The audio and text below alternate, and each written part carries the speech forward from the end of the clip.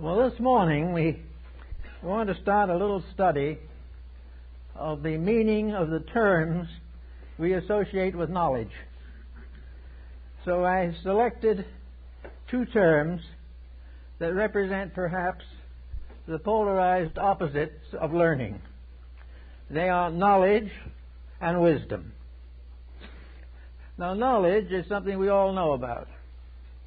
It is conveyed to us through the public school system. We live it every day. Everyone who comes into the world practically is trained into some phase of it. Even Aboriginal people have their own standards of knowledge. And knowledge is very largely concerned with the problem of getting along in this world. How to live in the environment which no one really fits into exactly. Knowledge, therefore, is the knowledge of the folk. It is the thing we all depend upon for a common agreement on the ordinary subjects of daily existence. This idea of knowledge, however, is very surface. It is not depth, it is not wisdom, it is not insight.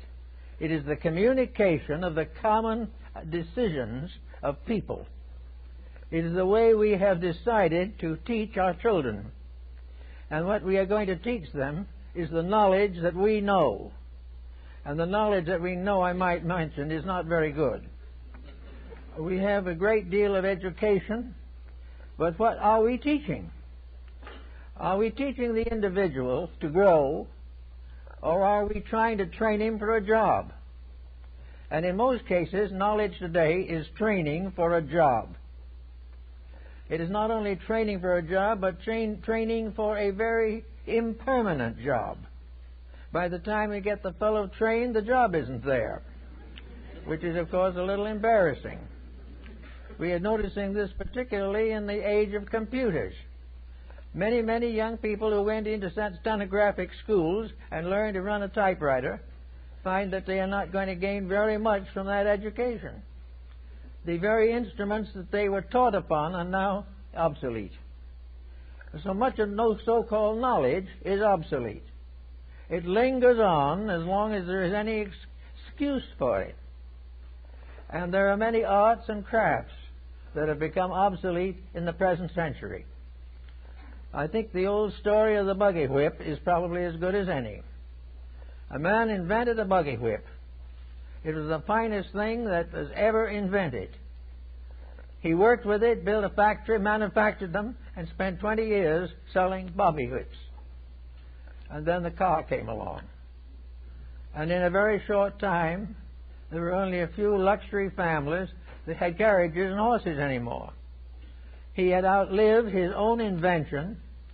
He had gradually depended upon something that was passing. And knowledge is, for the most part, passing. It does not have any solid foundations in eternity. Knowledge is a way of looking at something, a particular way. This way may change any day. This also is a way of approximating our understanding of what is wise and what is not wise. Knowledge gives us the history of the activities of our people. It gives us a certain history of our own nation and our own world. But this history deals with situations that no longer exist, or if they do exist, have become so subordinated that we gain very little from continuing to maintain them. So knowledge, we have to say, is a surface thing. It is adapted to the whims of the hour. It is adjusted to the needs of the moment. And this is what we get when we go to public school. We do not get from the schooling any broad depth of understanding concerning human nature. We do not learn any high ideals about the destiny of man. We are not even allowed to bring in religious factors, for fear they will disturb the so-called placid surface of the existing chaos. This situation, it means that we have knowledge. Knowledge that will fit only in certain situations. We send a child to school and they bring home the paper and tell us what they're learning. This learning they're getting now is not what we got when we were the children. Changes have come. Everything is different. The old ways are outgrown, or the old facilities are no longer available. Now, as we live today in this environment, we realize that we are gradually changing the world in which we live. We are changing the surface of the earth. We are crowding communities. We are endangering the basic utilities of life. We keep right on going, trying to continue a policy that is gradually cutting life out from under us.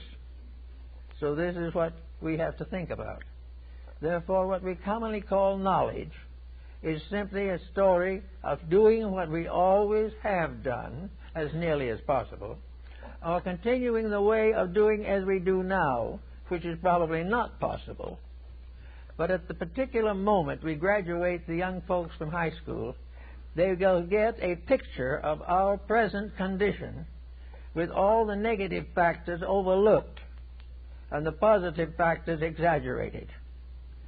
So out of this we come to a surface knowledge, a kind of superficial effort to estimate our own responsibility in a world which takes no responsibility for anything. We find in all the arts, we find this change constantly taking place. In the sciences, they are not immune. Religious theories change. Architecture changes. And as we look around us, most of these changes appear to be for the worse. We're not doing as well as we did. Our buildings do not look as beautiful as they did in the Renaissance. Our music is not as good as it was in the lyric 19th century. Everything seems to be getting brittle, disillusioned, and more or less discouraged. So we build in a discouragement into the educational system. We decree that all these things must pass away. And we have great publicity over this. We have tremendous talk about correcting this and changing that and building something else. But it all represents what we would call knowledge. Knowledge is our effort to understand things as it is, or to perpetuate through education policies that are almost deficient themselves. So this is one way of looking at it. And also all knowledge is from the outside. We get our knowledge out of books. We get our knowledge out of listening. We get our knowledge out of looking. But everything is as of now. It is as of the individual facing the future by estimating the exact circumstances which are in force the day he enters the future. By the time he's ready to leave the future, or rather let the future leave him, it may be entirely different. So now we have a problem of education. Well, how are we going to educate people for a world that may not exist by the time they get out of school? This doesn't mean the world's going to fall apart, but it means that policies are going to change, values are going to change, and gradually and inevitably materialism is going to slip away. And of course, knowledge is essentially anchored in materialism. It is the way in which we try to understand the kind of a world we have created, which has little or nothing to do with the world as it really is. It is a world deprived of its beauties, of its values, of its friendships, of its affections, and of its community projects. It is a world of rugged individualism, moving largely on a basis of profit, and determined definitely to perpetuate the conditions as they are now, which they can't do. So we go around and we study. We take courses in language, because maybe we will want one of them one of these days. A second language is a major asset today, which in itself is a proof that regardless how we think or what we believe, we are moving into a larger one-world unity, in which one language is not enough.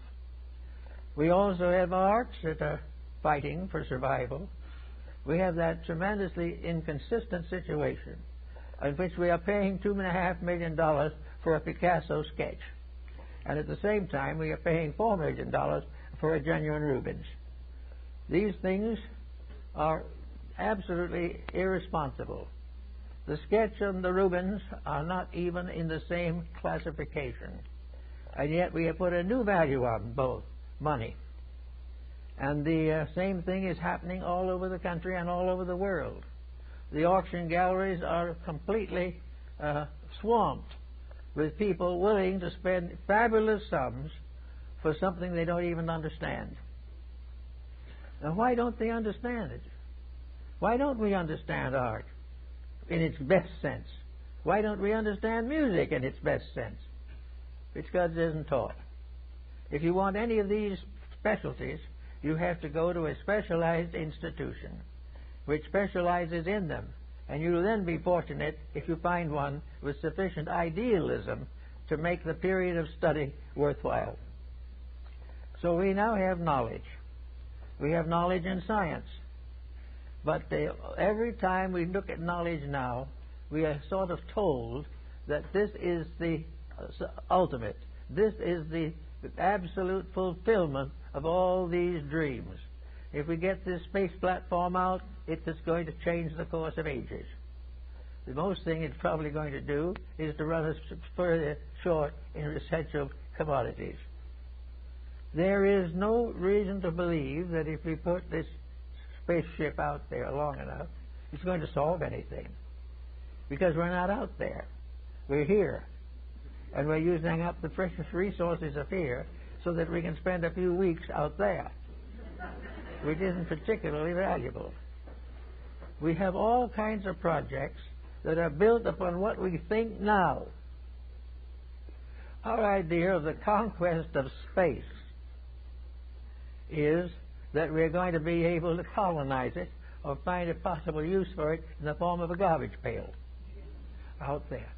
We are believing definitely that space is something we're going to exploit as we exploited everything else. And yet all the way along, we do not really solve anything. We do not understand anything. We are born ignorant and we die ignorant. And in between, we learn to make a living and a few learn to make a fortune. And when the whole thing is shaken down, where are we? The great values do not grow because we do not permit them to grow. We have no real reason to believe that we want to improve. We really only just want to stay the way we are and have more. We want to be a little wealthier, we'd like to be a little more famous, and we'd like a good solid contract with some studio for $1 million a year. The idea of really growing, of improving ourselves.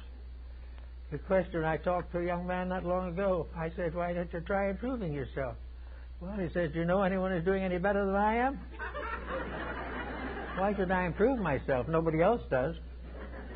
And this is what is happening to a world that has a public school system, has all kinds of advantages, and is staffed by individuals who are completely devoid of real understanding of what value constitutes.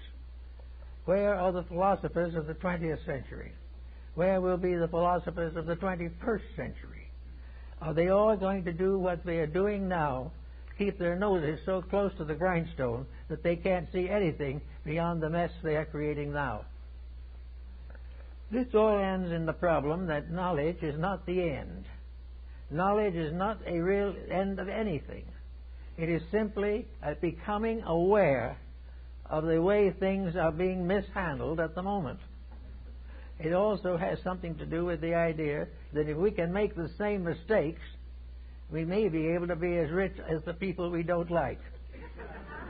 But this is going to be a little difficult. So we have now this wide world, arts, sciences, nations, academies, institutes, everything you can think of, all dedicated to some great program and no great program. No actual realization. The only thing we have is a great mass movement against which a few thoughtful individuals have braced themselves in an effort to survive the common contagion.